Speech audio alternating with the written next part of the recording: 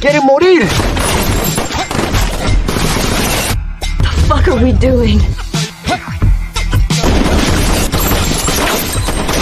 Remix.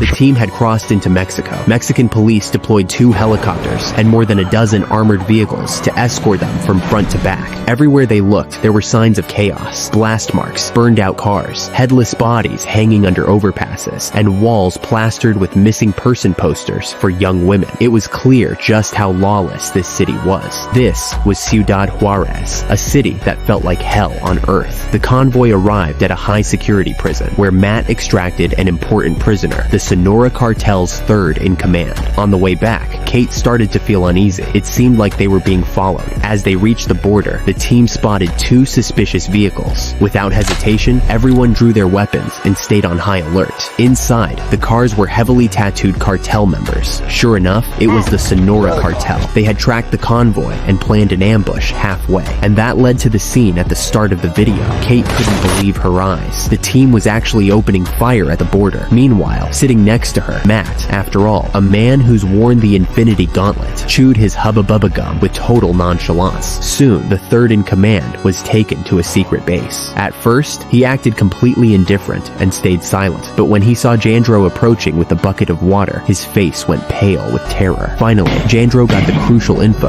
about the cartel's drug labs from the third in command.